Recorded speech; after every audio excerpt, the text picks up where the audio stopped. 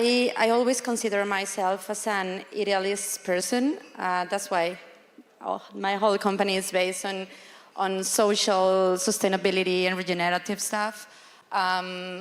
I'm such a foodie as well, so that's why I decided to base all of my companies in food and beverage, and of course pairing those with great experiences and people. And I'm really, really passionate about freedom to get to choose where to stay, where not to stay, who to speak with, and when and why, you know? And actually, that's part of the name of my company, HOWY, because I'm always asking myself, like, how did this happen and why this is happening? How this can be possible, why this can be possible? And HOWY is all about making this solving part, you know, in the side of the truth. So I'm really, really happy to share today with you a little bit or a piece of it. Thank you for sharing your story. And so our next panelist is Latifa bin Haider from the UAE. She is a social entrepreneur, co-founder of Mental Health AE, and founder of Baytuki and Baytuki Academy. She created Mental Health AE, which is a platform that aims to raise awareness about the importance of mental health and rid the stigma associated with. We just had a great panel talking about mental health and wellness programs. She started Baytuki, a platform that enables women to make micro-investments in real estate, which empower, educate, and enable women of all ages and income brackets to reach financial prosperity. May we have Latifa's video as she comes to the stage. Have you thought of investing in real estate? Struggling with investment choices? And you keep searching for an easy way to invest? Leave it to us. Real estate investment is now made easy with Baytuki, regulated by the DFSA, is the first digital real estate crowdfunding platform in the UAE that empowers women. Secure your future today. Welcome, Latifa. So tell us about yourself. Same kind of question. Who are you? You know, what drives you? What are your ambitions? What are you all about? First of all, thank you for having me, and good afternoon to everyone. I usually have a set introduction that I use in most of my talks, where I talk about my education, my startups, but for this one, I'd just like to talk about Latifa. I'm a very private individual. I'm a homebody. I love my novels. I'm family-oriented. I have a very small group of friends who I cherish and believe that my quality time with them is a blessing. At the same time, I'm very ambitious, and I want to run around and see the world, jump out of a plane. I'm a very proud individual, but occasionally want to do everything and anything. So key is always balance. At the core of who I am are my beliefs. I strongly believe that you are a reflection of your beliefs. I believe that God has given every single person in this planet a gift, that is the gift of life. He has also given us what is needed to learn and build the skills needed to live that life. A very close friend once told me that the purpose of life is to live, it is how well we live the journey of life. Do not spend your life in I'm repeating the word life a lot. Do not spend your life in the pursuit of money, fame, or even happiness. True purpose of life is to live in the pursuit of purpose. Nobody is born without a purpose, so find yours. And remember that it doesn't matter how insignificant you may believe that your impact might be, every little bit counts and adds up. So my pursuit of purpose is what I have come to learn and discover through many trials and experiences. My gift is to see opportunity and use it to make a positive impact in people's lives. In every small step, I have found peace, joy, and happiness. I'm still not sure of who I am exactly, so I feel like I'm always changing. So I asked a friend of mine to tell me what he thinks, and he wrote, Latifa is just human, a young woman with purpose, a dream, and the hustle needed to make it happen. Her life's mission is to serve others and to help them live better lives. She becomes who she needs to be, sometimes a builder of roads of opportunity, sometimes a farmer who plants seeds for a better future, and sometimes she's just a young Emirati woman sharing her story of making the impossible possible. So I'm a social entrepreneur, and my name is Latifa bin Haider. Thank you. Thank you so much. Beautiful thoughts. We should all walk into our purpose. So thank you, Latifa, for all the time you took to pull that together. And our last panelist is Sarah Liu.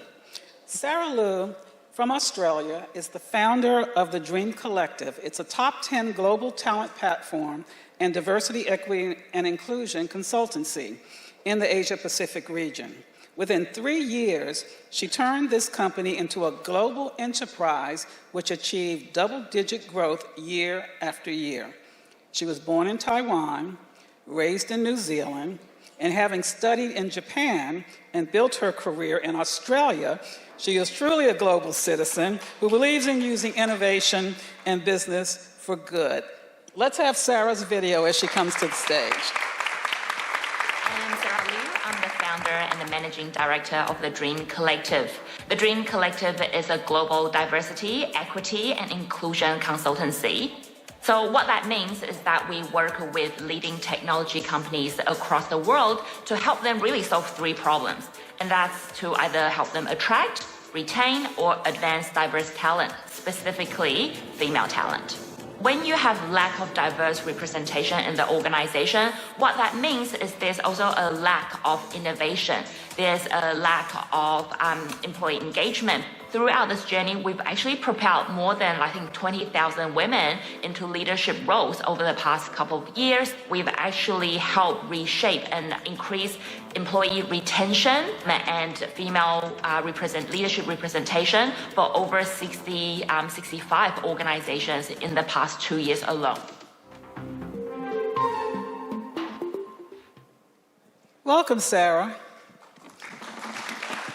And so this is the Youth Forum, and while everybody is welcome to be here, I do want to acknowledge our younger folks here who are from, I think you're in undergraduate school now, is that true? If you would all stand and one of you would tell us where you're from and if you have interest in entrepreneurship.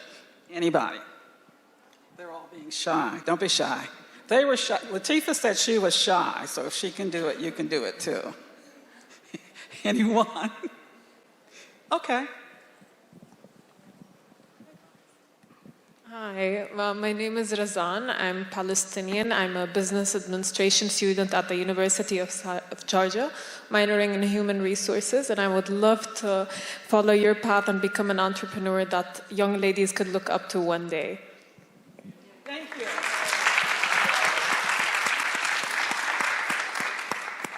So that's exactly why you're here for this panel. So I'm going to ask a few questions, and we'll try to have some audience Q&A at the end. But of course, where you start isn't always where you end up. I think there are very few people who know from the time they're a kid exactly what they want to do and where they want to be. So my first question to each of the panelists is, what was your initial training? What were your initial thoughts? And are you where you wanted to be, or did you end up somewhere different? Anybody can start. So I might start with that. I'll actually talk a little bit about my career journey throughout, but to know me is actually to know the things I say yes to. So some really interesting fact about me is that I used to be a competitive eater. I used to compete professionally. And so that's actually one of the qualifications that I'm actually really proud of. And I said yes to eagle hunting in Mongolia. I said yes to running a women's conference in Pakistan. And I said yes to training thousands of Japanese middle-aged men on gender equality. Wow. And so that's the kind of things I said yes to, and to know me, that is like who I am. And in terms of qualification, I come from a background in marketing and branding. But the reality is, I think nobody's career is one linear line. It actually looks a little bit like a zigzag. So I started my career in a field in consulting that I actually didn't have direct qualification or experiences in. So I think the learning there really is to not restrict yourself on the path and know that you can pivot and evolve as time goes on. Who's next? I'm also from a really small town from the north part of Mexico. I'm from Sinaloa. I don't know if you have heard of that state, but we have a lot of drug dealer problems and insecurities. And I always wanted my state and my country to be shown as much more than just that, you know, because Mexico is much more than whatever bad insecurities you have heard before. It is a beautiful country, full field of agribusiness and rich producers and a lot of really amazing people that is not, we need to speak about more about our good people, you know. And I always thought about that. I always thought about growing a business in a man world, you know, because in my case, as I'm from the small part, as a small town from Mexico, it is really easy to get lost inside what men are doing there. And I'm not, you know, like, I'm totally competitive, and with men or women, gender won't matter to me.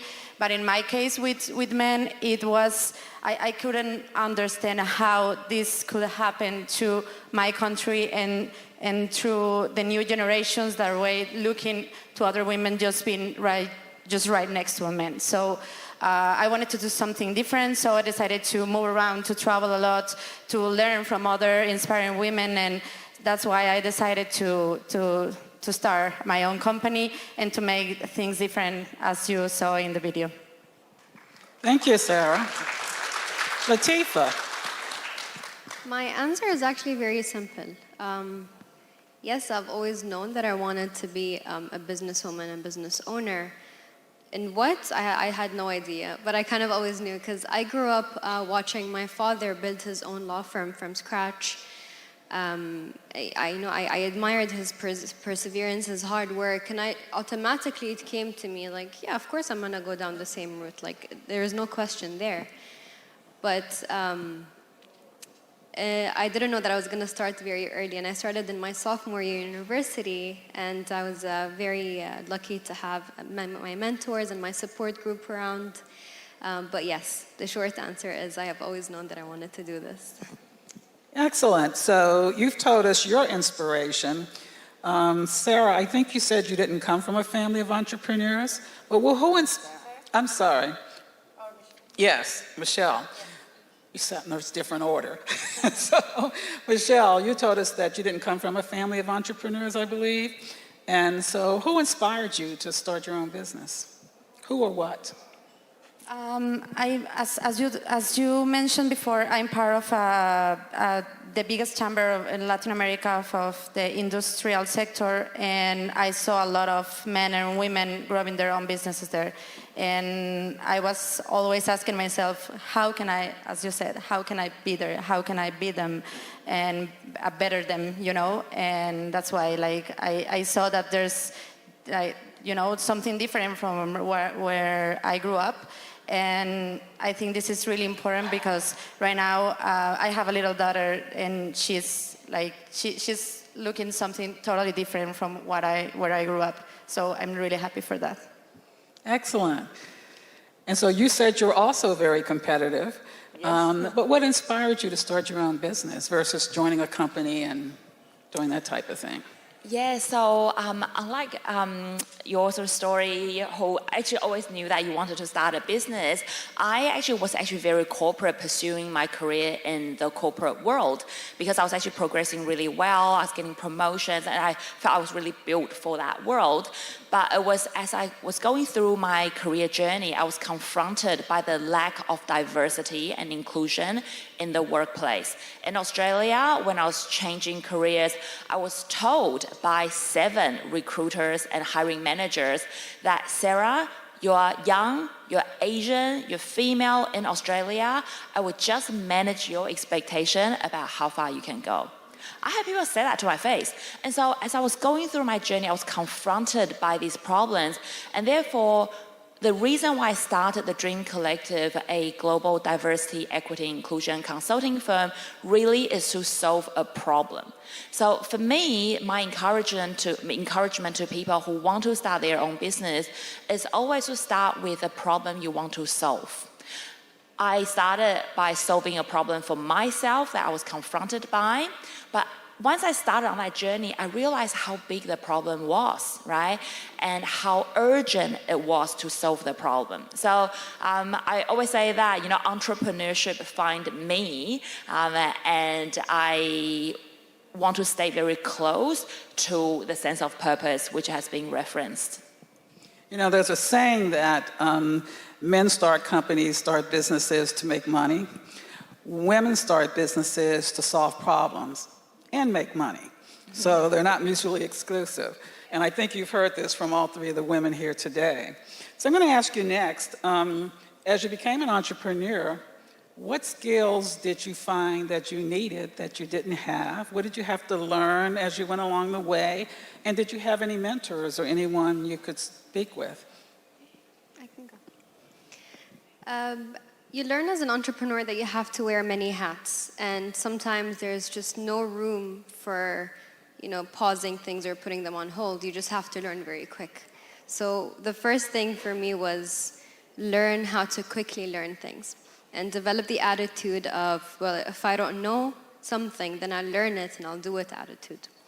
The other thing is time management. That is the number one skill you need to have for all the things that you need to accomplish as an entrepreneur. Another was learning how to lead the team and making sure that they're doing what they're required to do, but at the same time, make sure that they're happy to maintain a healthy work environment. I think that's very critical for a successful business. And lastly, it is socializing in business settings, networking, being able to speak publicly on stage. That is something I developed. I was so scared of speaking in front. They tell you this is like the number one fear after death, public speaking, right? I remember my first experience, I stood on stage and I was pitching my first idea, and I don't remember anything from it, nothing. I remember my heartbeat and my eyes, and I was this close to passing out on stage, and as soon as the timer went off, I was like, thank God, I just want to leave, I don't care about winning. And I believe that I've come a long way to be able to sit and talk and share my story, so this is something that is very critical to make people understand what it is that you do, why you do it, and to also articulate it in a way for everyone to understand, because that is something that is not very easy. But it's not easy at all. So I'm curious, how do you learn things that you need to learn along the way? And what did you do about your fear of public speaking? How did you learn to become the wonderful public speaker that you are?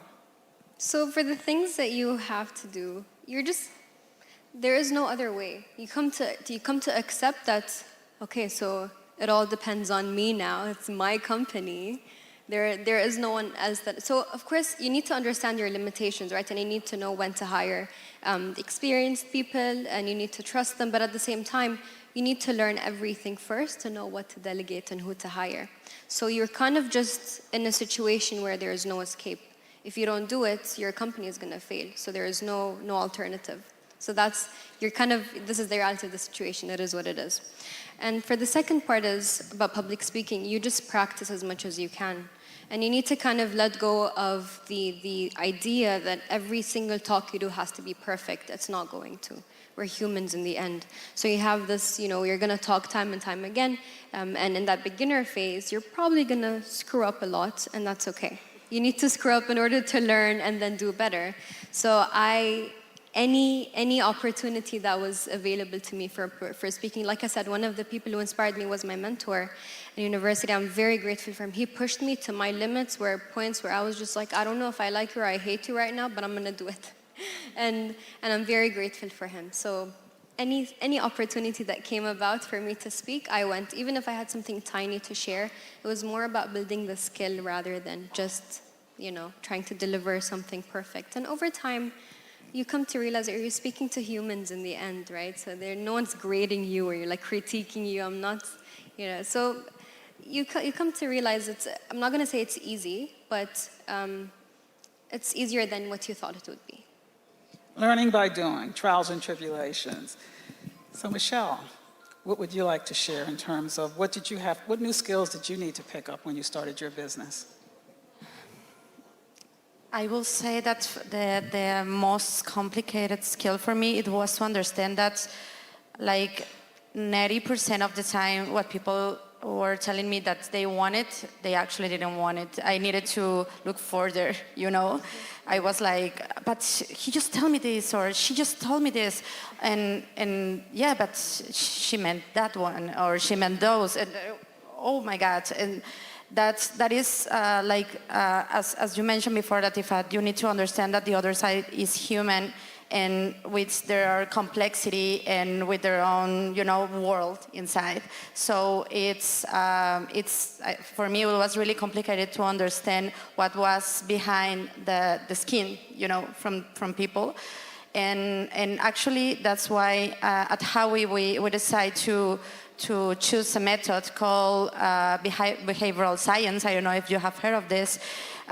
Because when we understood that it's not enough, for example, regarding sustainability or, in my case, in the agribusiness sector, it's not enough to tell people that the earth is dying, that we will be 3 billion more people in 2050, that I don't know, that we won't have enough food if we don't change our behavior through our food systems, and a lot of really important stuff for surviving, not just for, you know, not just for being better, just for surviving as a human race.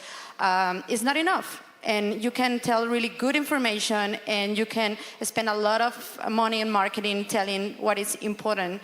And I always asking myself, like, why, if I'm telling them that they are not going to live more than 40 years from now, they are still doing the same?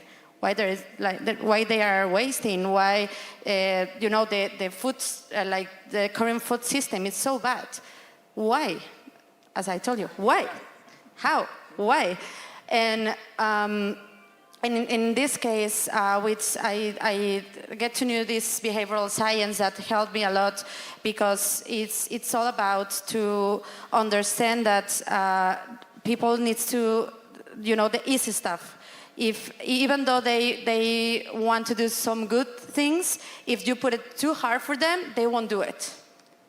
Really, like separate garbage, they won't do it. If you put like really complicated rules to do it, even though they want it, they don't do it. So we need to be on the side, in our case, from smallholder growers, from bigger companies that are wasting a lot of money with food waste, and from their foods, analyze which steps they are taking, and then make new rules that they need to be easy for them, and then choose differently. And that's what HOWY is trying to do right now in Mexico. Sorry? A seamless user experience, basically. Yeah, I totally agree. That's one of the challenges that I had to build my skills around as well. Thank you. And so, Sarah. Yeah, so I don't know if you picked up the pattern, but all the skills that have been mentioned so far are what we would call human-centered skills. So it's actually the skills that we need to succeed in this world today and tomorrow are no longer the technical skills. Like the technical skills, you can learn, you know, like they are accessible, and it's actually becoming more accessible than ever. So it really makes us question, like, how do we develop our human-centered skills? And those are managing the team, you know, because unless you can get a whole team of people together, unite them, manage them to perform and deliver an outcome, doesn't matter how good your business idea is, you won't succeed. You know, so I think so much of it is actually about managing people, understanding the driver. One of the biggest things that I have had to learn is actually about like humanizing the work relationship. I think previously people turn up to work, they're okay working with a boss who knows more than them. But now people are going to work, wanting to work for a boss who cares for them. One of the early feedback I had from one of our first employees in the company was actually, I asked her about, she just didn't seem very satisfied at work, and like things were dropping. And I asked her, hey, like what's happening with you like over the last week? Like what happened? Like, are you okay? She said, yeah, but did you know that you forgot my birthday 2 weeks ago? And I was like, oh gosh, like, sorry, firstly, I forgot. But secondly, I did not know forgetting someone's birthday would have such a big impact on someone's work and satisfaction at work. And I think that actually really taught me the importance and the reality that our work performance is so much influenced by how we feel as a person. The more we make people feel valued, better utilized, respected, and the better we can work with humans, the better the business outcome we can deliver. So once you realize that, what are some of the things you do to make sure that your employees know that they're valued? Dial up the care factor for people, like right up. And I think it's actually a switch in my head that before I used to think I need to know everything and to know more than my team in order to have their respect. What I found and what I changed was that I just need to really care for them, be there for them, and problem solve together. And so that's really shaped how I interact with people, and just the openness I then invite for dialogue. Because when people start to underperform at work, the first thing I know and notice is that there's probably something going on, like with people in the workplace or at home. And so it's actually about then having those really intentional conversations, helping them understand that, hey, we are here for you, and that you can bring your whole self to work. And so it's then informed how I manage people, but also how I connect with my team in a completely different way. Thank you. So I was going to ask both of you, have you had similar experiences? How many people do you employ, by the way? And what do you do to make sure your employees feel valued? Michelle? Well, I think we are still really small. We were like just last week 14 people, and we are growing for 25 people this year. You know, it's all about not everything. It's the quantity of people you have in your company. It's the quality of people you have in your company, and I don't know, the way you give your business yourself. I think it's more important to represent that in your business instead of thinking just in growing and growing, because as an entrepreneur, the more I grow, the more I'm scared, you know, like I need to pay more and more taxes, and I'm like really worried about it. So I think we need to stop thinking about that a bigger company is a better company, because it is not. And there's some sectors and some companies that weren't supposed to grow that much, you know, it grows what it grows. And other thing that I would like to add regarding my people is sometimes as a CEO or as a decision maker, you need to you start operating a lot. You start going to a lot of talks, to a lot of meetings, trying to increase your profits and to make bigger volumes and everything, and to make, you know, a good direction from your company. And then you start forgetting which are the ones that actually are operating your crazy ideas at the middle of the night, you know. And sometimes the moment you just give to yourself to put attention to your people is when somebody has a problem, as you said.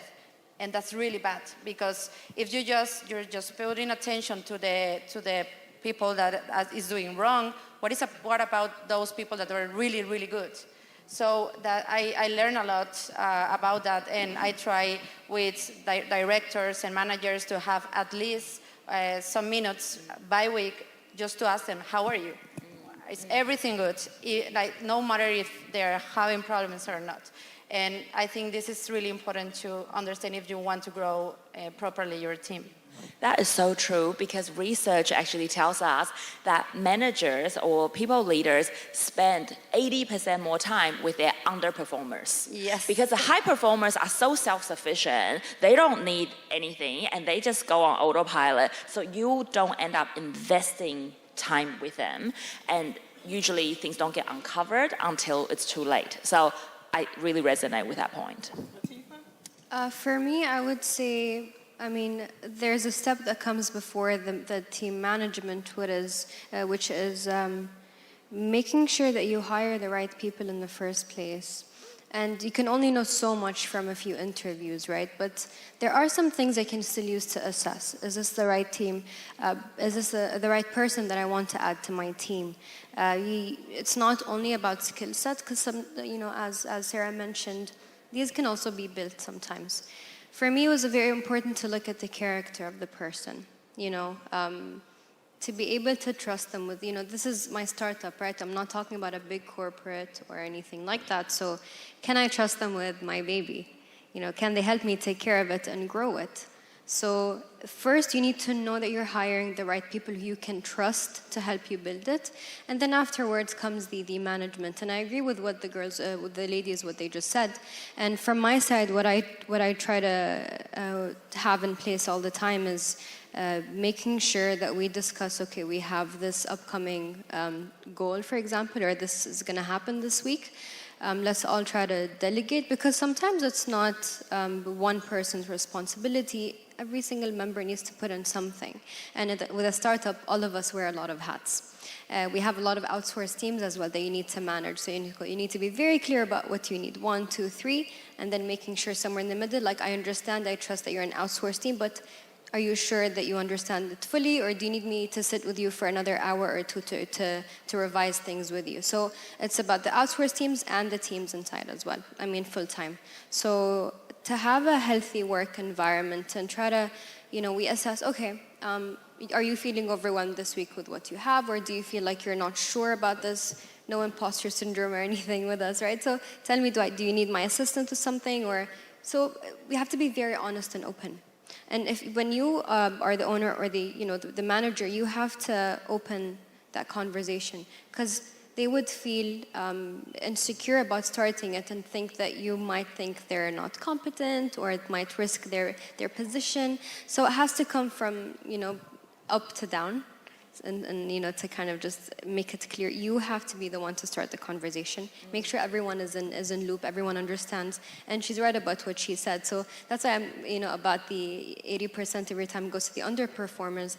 I always try to make sure that we don't hire people who don't have the expertise, especially that, our time is very limited with what we can do. But definitely be very clear about what you need. Ask them all the time if everything is okay, if they need your help. And to make room for honest conversation. Thank you. So let's get to the brass tacks of starting a business. It must be scary, awfully scary. And you have to have some revenue at some point so that you can pay your employees. So how did you start your business? Did you bootstrap them? Did you get some capital or funding? How do you start your business day one? So my story is actually quite unique. I think I'm not quite sure. I'm keen to hear your experiences. But the Dream Collective to date, I'm still the sole shareholder of the business. So I bootstrapped the business. I actually went out and sought funding from venture capitalists. As you can imagine, like a few years ago, nobody actually was talking about diversity and inclusion. Most certainly, none of the venture capitalists were interested in investing in such businesses. And so I knew that there wasn't a seat for me at the table. So I just thought, I need to create my own table. And that I did. So what happened was that we started actually just creating a new different business model where we get clients to pay upfront. Right? So we created a few different campaigns that are quite innovative. So rather than actually getting clients to go on like a scheduled payment term, we actually help boost our cash flow upfront by getting all of the clients to sign up at the same time.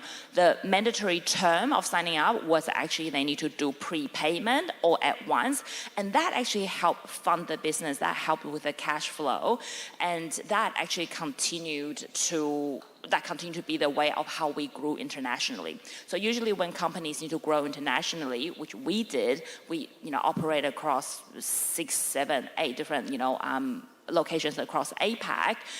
We also did that based on our own profit. And so I would say a couple of things from my experience is one, a lot of times too much attention, I think, is spotlighted on how you can get venture capitalist funding. That's not the only avenue. Think outside of that, because sometimes that process is one that's very time consuming and you're just like, excuse my language, but like pushing shit uphill all the time, right? And so I think you really need to think hard about whether your business is the type of business that needed venture capitalist funding. And two, if so, who aligns and who are bought into your vision already that can help you propel that? And third is, are there different business models where you can explore to get cash flow and get funding otherwise? So before I have Michelle and Latifa answer that, I have a follow-up question for you. What was it like for you do you sell mostly to corporations or middle-sized businesses? And what were those meetings like? Were there typically male executives you were talking to? And what kind of reaction did you get being young and female? Yeah, interesting. So when I started the business, the business still actually is very much B2B. So we sell 90% of our clients are multinational companies. So all the big tech companies are Adobe, Spotify was actually one of our clients, NEC, Cisco, Google, Amazon Web Services, all the ones that you can imagine, Coca-Cola. And so we sell to multinational companies who want to create a APAC specific DEI strategy or program for them. That's our sweet spot, and that's where we come in. And also because over 70% of our clientele are in the technology sector, so that's the landscape that we're dealing with. I would say a lot of men, but also in the HR space who we sell to, there's actually a lot of female, but a lot of them are very white, right? So in Australia, like this, just white generally, and that's usually very challenging because you don't get the informal networks, right? Like a lot of times clients, they will need services, but they don't go out. They'll speak to their friends and go, hey, do you know someone? Who did you use?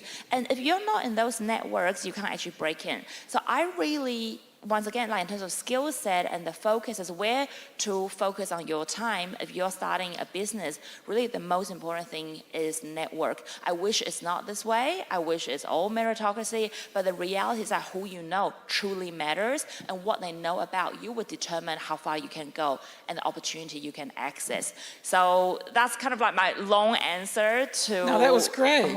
Yeah. But I do want to follow up one more time before I get to the other two ladies. So your skill is in marketing, right? Yes. When you sat down, you didn't go around just knocking on company doors. Did you do your market segmentation? Did you use your skill from school, business 100%. school, to target? And what were you looking for? What type of companies were you looking for when you put together that target list? Yes. Great question. So being strategic about your target customer is so key. So I knew that because we operate in the professional services segment, having credibility and credential is the number one key factor to success. So what do I need to build that? I need to be associated with the right company. So instead of actually getting whoever that we can land or whoever customer we can land, we actually went to the top key multinational companies who have a growing and big APAC presence. So we did a segmentation to go any publicly listed companies who have that need because they've got compliance, they've got public liabilities that they need to look at.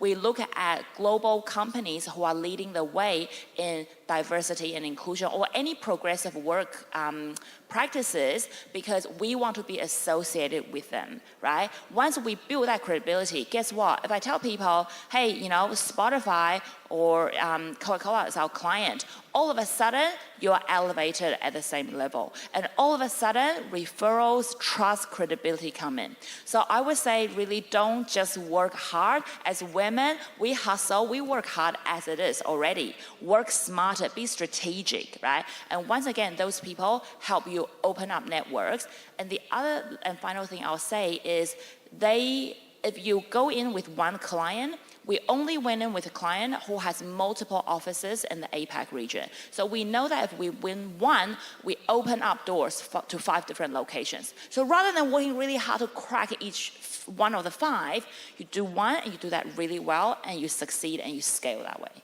So your business development strategy is key because you can go broke just knocking on doors, and that's 100%. A great way of saying that. Yes. Latifa, how did you start your business? Did you bootstrap it? Did you go for funding? And I'm also curious, as a follow-up, what is your interest in mental health? And as well, your interest in having the platform for ladies to make investments? So, for your first question, I'm going to focus on Baytuki because that is the bigger company, I would say. And since we are a regulated financial entity, a lot of capital was needed just to get started, just for the licensing, just to hire the authorized individuals, I would say. So I actually had to win a few entrepreneurship competitions just to get some sort of credibility or validation to win or receive some funding into the company. And what was that like, going into the competitions? Did you? At first, it was very nerve-wracking, I would say. I knew that if I wanted somebody to invest in Baytuki, I had to win those competitions.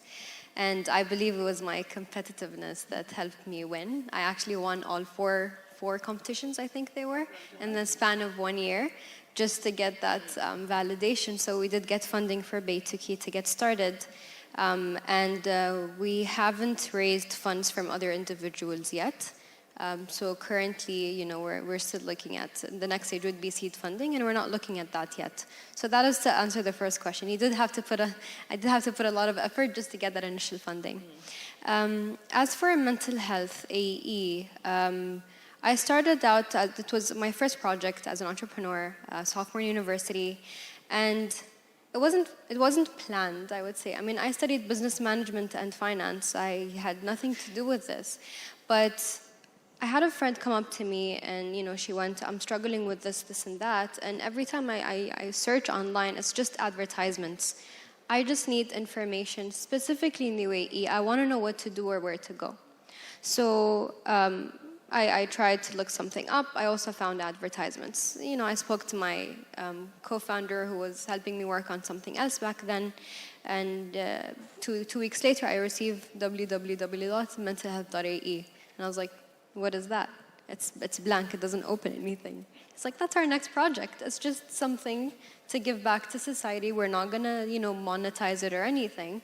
But next thing we knew, we had over 1,000 visits a day to our page, to our website.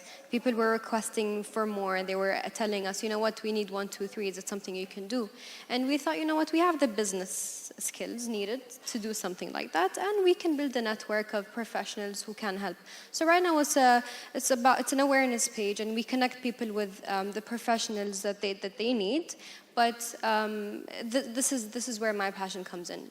We're not monetizing. It's just we wanted to give something back. So that was for mental health AE. For Baytuki, I saw that a lot of studies show there's a gap between the number of female investors and male investors, and I wanted to understand why. Kind of bothered me. Like, why is that? So I studied finance. We were very comfortable always talking about money and money advice in my family, and I didn't think that was not the norm. So then I went out, I started to do my research. I spoke to, today I can say, over 3,000 women, proper one-on-one conversations to understand why. Why are you not investing? What is the hesitation? What are your fears? Tell me more.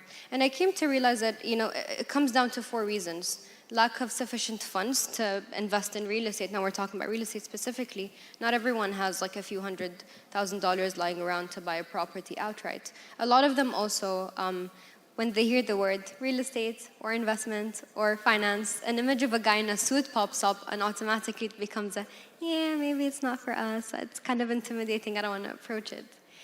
So the lack of female representation in the market. And lastly, if somebody does have the funds, they don't have the time to invest in searching, looking at the property, vetting, looking at the numbers, considering all the risks before even investing, and then also maintaining the property. So I kind of took all those reasons, and I thought, you know what, Baytuki can actually address those. And it is our mission to empower, educate, and enable women towards financial prosperity, but through micro investments in real estate. Very small, affordable investments, and it's kind of like it's co-owned. So the idea was to make it less intimidating, very accessible, and we are also a regulated, so trustworthy company. So what skills did you have from your training that helped you focus in on the company that you have? So first of all, as an entrepreneur, you actually don't need all the every single you don't need to be an experienced person in all the teams. Sorry, what is it called? The roles needed. What I knew was that I had the vision, and I wanted to get to that point, and my journey was figuring out what is needed to get there. So I built this skill set as I went, and then I had to sit back and see, okay, this is something that is a limitation. It's either going to take me too much time to learn, or just something that is just not for me. Okay, let's need to hire someone there. I need this here. Okay, let's see. This path shows me I need this type of person. Let's hire someone here. Let's outsource a company there because we don't need someone full-time. So that was the path that I took before. So it took me 2 years actually to become a regulated finance entity. If anyone is here knows that it's a very long and tedious journey. So I'm kind of grateful that this duration gave me the time to build the skill sets needed to be where we are now and be able to overlook operations and manage my team effectively. But that journey helped me figure out what I needed to build and what I needed, or who I needed to hire for the other stuff. It's a wonderful description because it's a journey, not a destination, right? And you pick up things along the way, and sometimes you switch paths. So a great way to describe it. So Michelle, I know we've had some long questions, but take it away. How did you get started? Well, my case is completely different. As you mentioned, I had another company named Somex. This was regarding people, a much bigger company. We were almost 200 people, going on and forward. But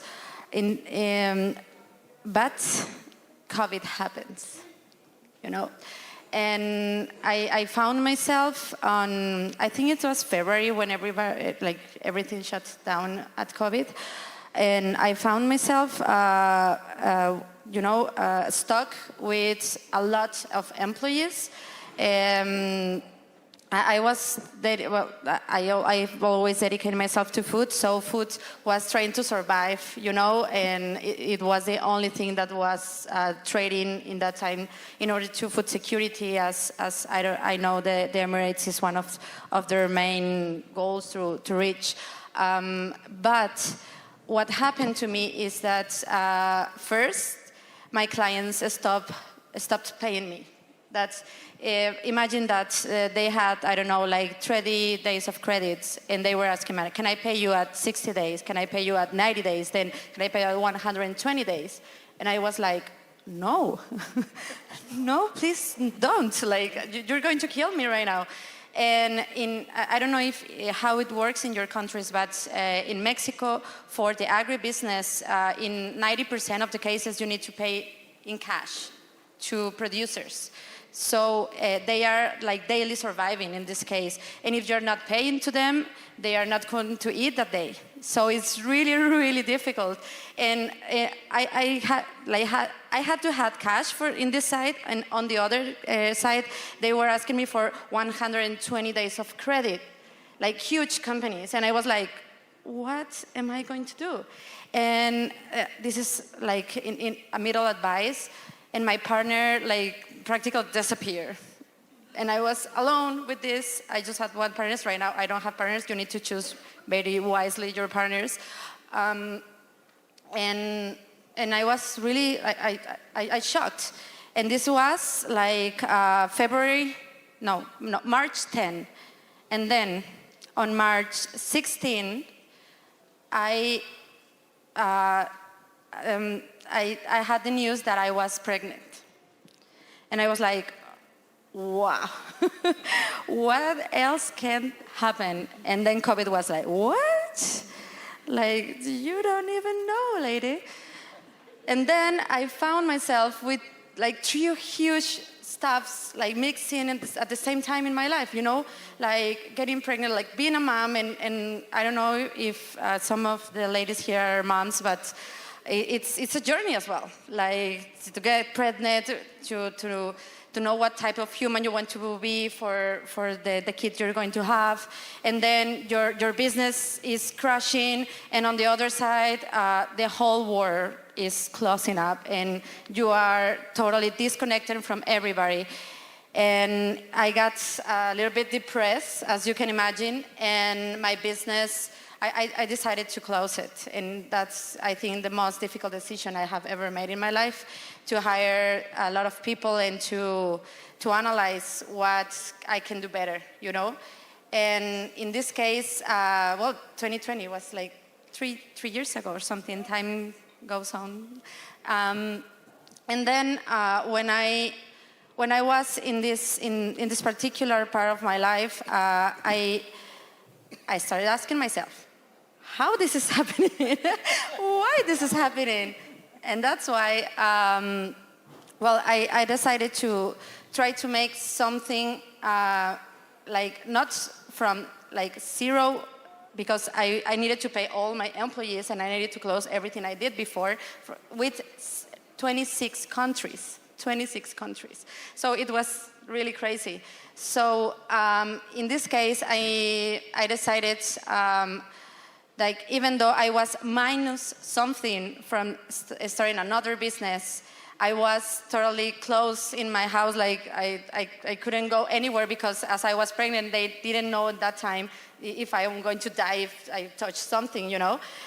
So I decided to just stay in my house, and then I started thinking, yes, but you know, I have a brain. I still have my brain. I have a heart and it's beating. I can do something good with this. And I have my computer and I have internet and I can pay internet, you know? And then, my brain in this case helped me. I started connecting in a consultancy part, because before I was just practicing it, you know, I wasn't consulting. And then my husband helped me a lot with this, like, yes, you need to help others, that's to make sure it won't, they won't pass what you just went through, you know. And that's why I founded HOWY, and HOWY is practically based on all the things that we did wrong at Somex, plus all the regenerative and sustainability part that is part of myself. And if like combining with COVID, if I'm going, what I thought is, if I'm going to make this work, I'm going to make it myself, without partners and with my beliefs. And I want my kid in that part to be proud of me, of what I'm going to build right now. And that's how I started. So you make lemonade out of lemons, right?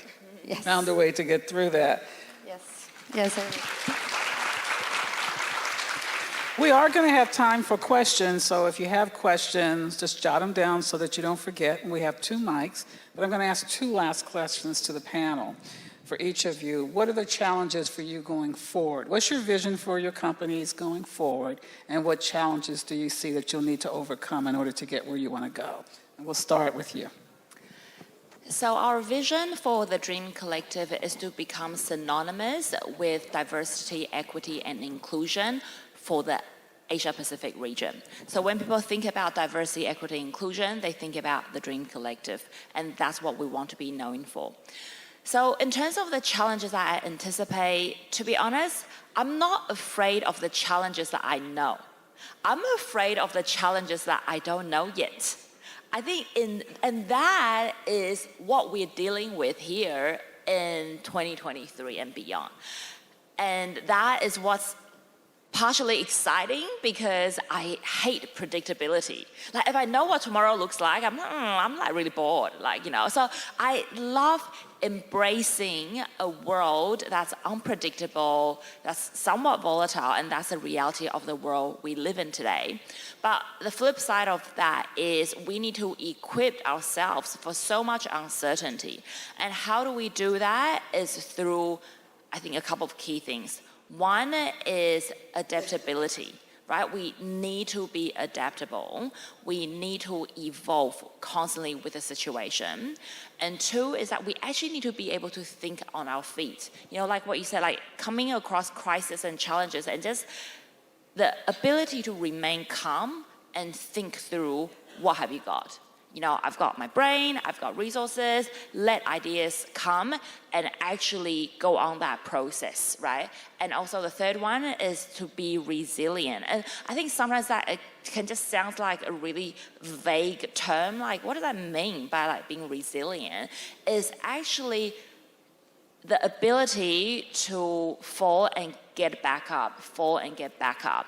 And we learn so much through failures. We don't learn nearly as much through successes. So the reality is that the challenges that are really hard are the challenges that we can't anticipate. We don't know what they are, and yet we need to equip ourselves ready for it. So that would be my observation, and I'm excited for the next chapter and the journey ahead for the Dream Collective. And I always tell my team, if we have those qualities in place, then we will be able to face and respond to and even pioneer in tomorrow's world. Thank you, Latifa. So for Baytuki, just to clarify, it is a crowdfunding platform for real estate investments. So that means that people have to put their money together to own a property, co-own a property, and then it's managed by Baytuki. So for a lot of people, this idea is very new. It's not the traditional approach.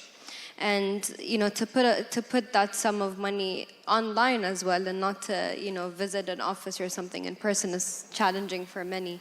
So for us, it is to have to continually try to be visible as much as possible, explain as much as we can online, or even have events in person to just build that trust with the investors. So the first part is definitely that, and to introduce that even though it is a new idea, it is regulated and it's still investments in real estate, and that is a challenge we still face, and I know we're going to continue to face. Another part is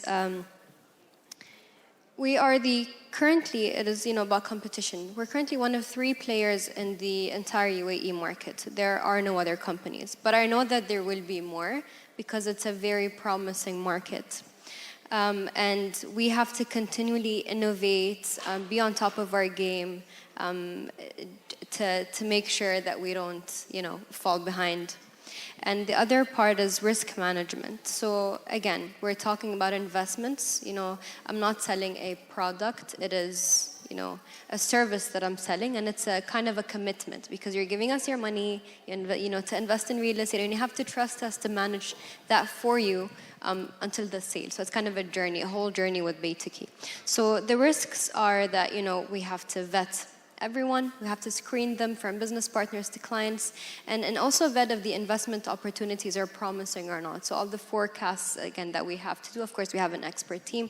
So the risk management also plays a part. And then the last thing for us would be growth. We are growing quickly, and we need to adapt, think on our feet to be able to accommodate all the investors and grow the team with, maintaining the quality, if not even better, to make sure that we deliver on our promises. Thank you. And Michelle? Well, I'm thinking about many challenges right now. I think I have more challenges than solutions right now in my head, but I will say everything we are doing is not automated. Automotive. So we just have like 30% automotive. I want to go 100% automotive, while still connecting with smallholders, farmers, and with big companies. Because it's really complicated. In our case, it's like, yeah, you need to give them money. Yeah, they don't have ATMs. How we do this? And, oh yeah, but you can donate money. Yes, they don't know how to administrate or manage money. How will you teach them? And they don't know that they can get paid better internationally. Yeah, but they need to know about blockchain, logistics, cold chain, and a lot of technical stuff. How we can, that's the main challenge for us, how we can all the time connect with smallholder farmers and bigger bigger markets and bigger regions forget to improve their life and at the same time don't lose their essence, because it is really important to maintain their essence as well. So big challenges for us as well. Exciting. Exciting Challenging, ones. but exciting. Yeah. I'm going to ask one quick short question to each. So start lining up the mics. There's a mic on this side. There's a mic there if you have a question for our lovely entrepreneurs there. And my last question is, when the chips are down and you're having a really bad day, how do you take care of yourself? Spa. Do you have an ongoing appointment with the spa that you cancel when you don't, or do you just do it once in a while? No. I normally try to, exercise more, eat better, be more hydrated, and yes, I think you didn't ask that part, but I will tell the audience. Normally, when we have a really busy day or busy operating companies, we don't put in our agenda just to think. Like we will normally have, I have meeting from 10 to 9 and then to 10, and you have like a lot, endless meetings. And when are you thinking? When you put yourself like from 2 p.m. to 3 p.m. or to 5 p.m., please, I'm busy, I'm thinking. I'm not operating, I'm not talking with anybody, I'm thinking, I'm reading, I'm listening to some other person, but I need to think. And when I stop thinking and just operate, I start to get worried and to see problems bigger than they actually are. So it's not just like, it is really important to take a step away from the problem and to do other stuff, but also to think. And it's really basic, but it's really important to take good decisions later. I have to say, that's the number one thing I hear from entrepreneurs, is you have to schedule time to work on your business instead of in the business. And in the business is the daily thing, but you just have to schedule it. Otherwise, you never think. So thank you for sharing that.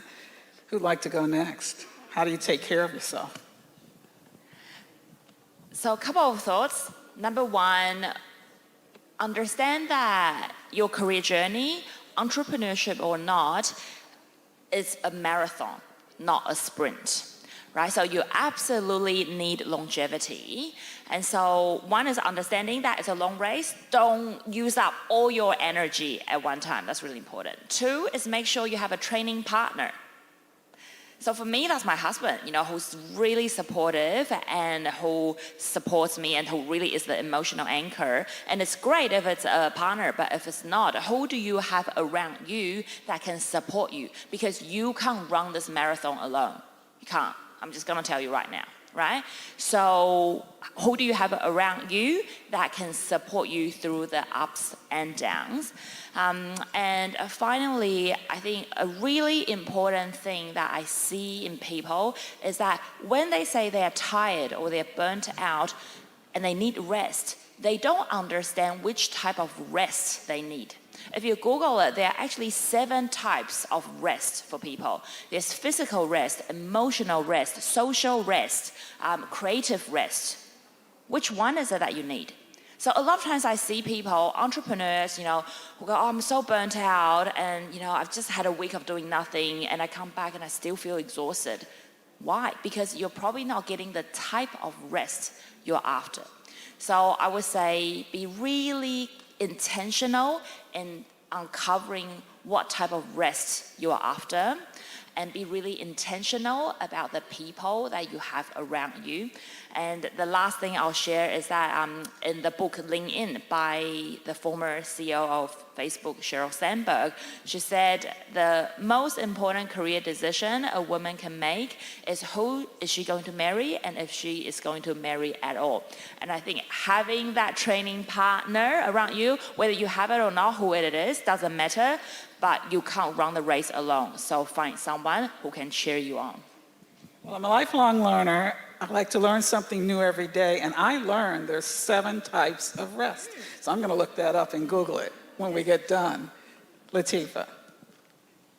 For me, first I need to be proactive, and then when a bad day comes along, then I kind of need to manage accordingly. So first is to have really healthy routines in place. Some days you're not going to be able to do them, and that's understandable. Our lives are very much up and down.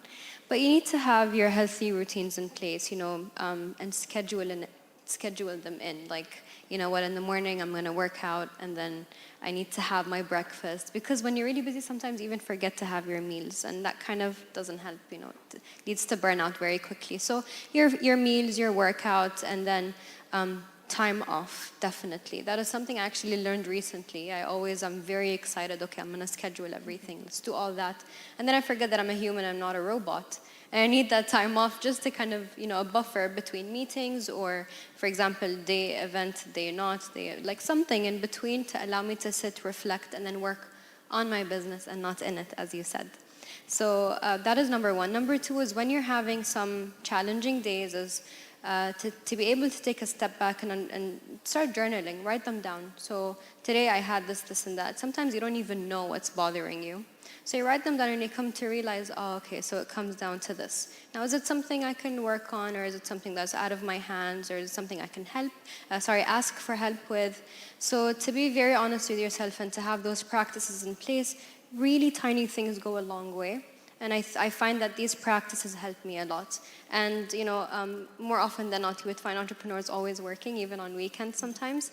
And I always find myself overworking and then carrying stuff like, okay, I can't work on this. I'm going to work on Saturday and Sunday as well to make sure I finish them. And I am training myself to just manage my time in a better way, to put space between the events or meetings or really big tasks or goals, and at least to have like one day a week where I switch off, a little bit so I can work on my business, be a bit creative, have some me time. I like my novels. I like to spend time with family and friends. You need those as a human to kind of refresh and start again. You're always going to have good and bad days. That's not something that is just non-negotiable, right? But you need to have those practices in place to kind of make sure that you don't burn out. And then if you do, then I would go with what Sarah advised and to know the type of rest that you need. Who works in the office every day and who works from home? I do hybrid, and I've got no routine in the day because I just don't operate like that.